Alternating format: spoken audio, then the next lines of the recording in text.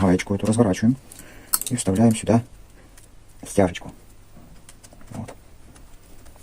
Это супер метода нового поколения. Никто о таком не знает. Это я вам рассказываю. Так. Вот. А теперь, двигаем под винты. Подвигаем. Вот так, раз. Туточки. Туточки есть. И туточки теперь. Оп. И туточки есть. Так, а ну-ка. Попасть надо. Раз. Ну. Два. Есть. А теперь закручиваем. Здравствуйте все те, кому интересна тема 3D-печати, сами печатники и другие технари.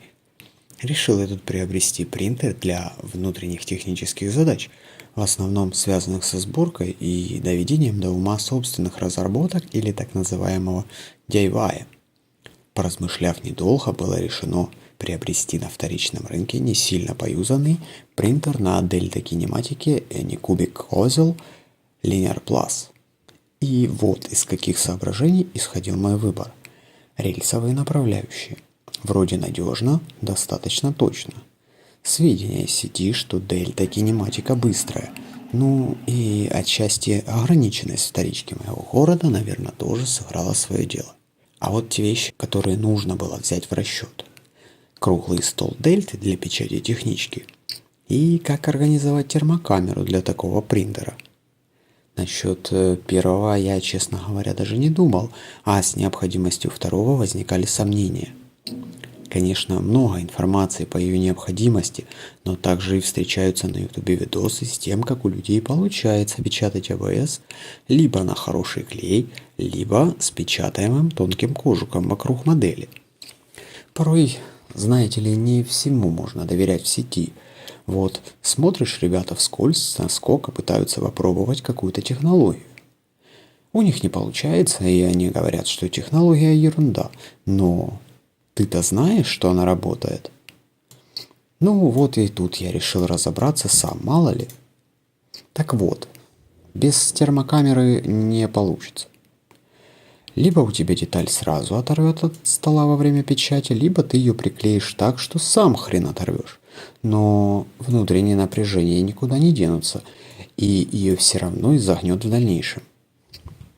Конечно, тут еще многое зависит от конфигурации детали, но лучше принять сразу как должное, что инженерные пластики на холодную не печатаются.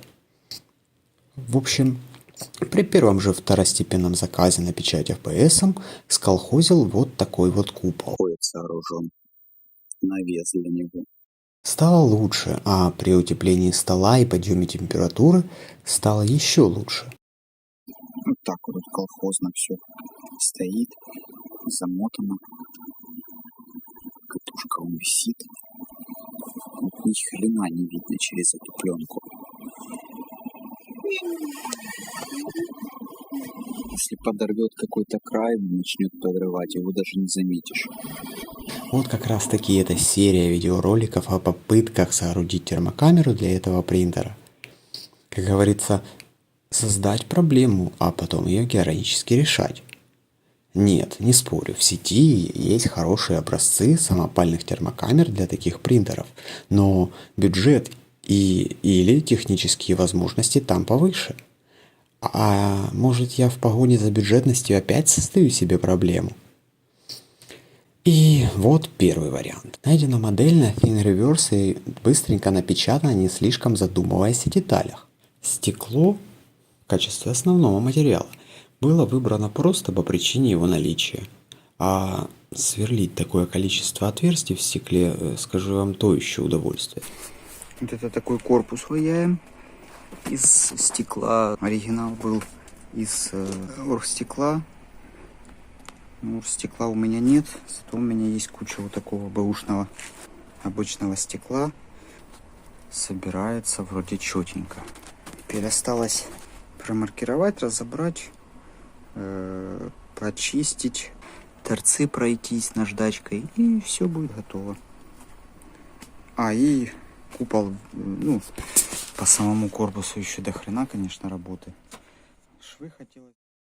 На этапе первой сборки я еще не понял всех нюансов, и только после того, как разобрал, отмыл все стекла, обработал печатанные детали и собрал второй раз, понял, что стекло для этой конструкции оказалось слишком тяжелым и просаживало дверь на сантиметр, если не больше, что недопустимо.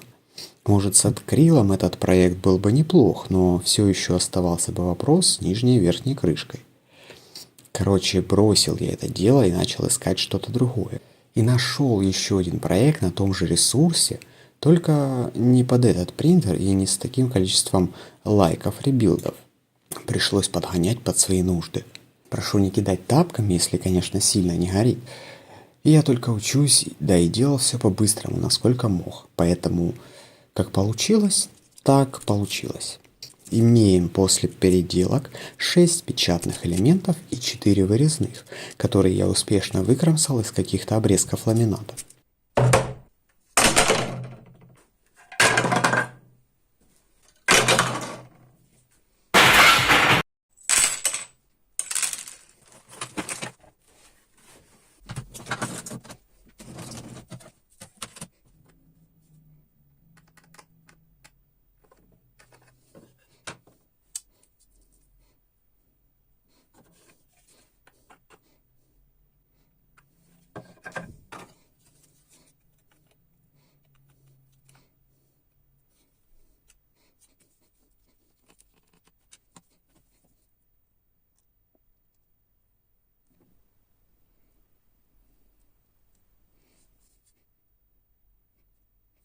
Вот они вот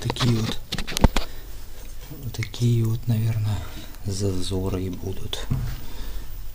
Вот они.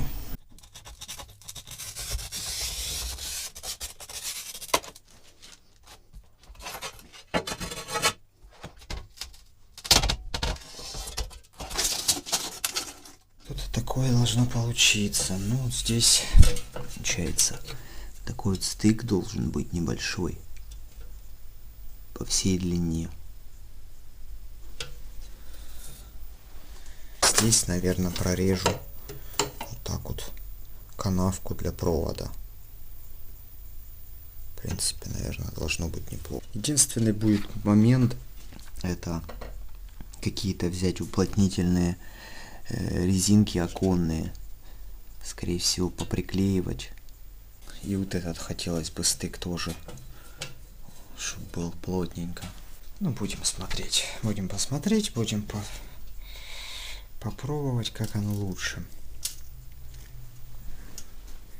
Ну, открывается шире. У меня тоже винтов он сюда нема. А так открывается довольно-таки широко эта створка. Одновременно с этим был вынужден удлинить провода экструдера и поставить освещение. Светильниками последнего стали радиаторы какой-то совковой техники. Светодиоды 12 вольт, 10 ватт в количестве 2 штук были размещены на сторонах, не смотрящих на оператора. Запитаны от 12 вольт через понижающий преобразователь, чтобы можно было отрегулировать нормальное освещение. Выключатель света еще никак не крепил. Будет принтер работать, можно будет и распечатать. Дальше. Свет. Сразу все становится понятно. Вот, насколько они светят, да? Насколько они светят. Достаточно неплохо светят. Что мне экструдер, блядь, не мешает сейчас ставить нагрев, блин. Вот что мне надо проверить. Дело за подогревом камеры. Все накинуть навесное, запустить и смотреть еще дальше. И меня до сих пор интересует, после какой температуры треснет стекло такого бокса. Будет еще много переделок и модернизаций, так что, кого интересует эта тема, рекомендую подписаться, чтобы не пропустить каких-то важных нюансов. Всем спасибо, пока.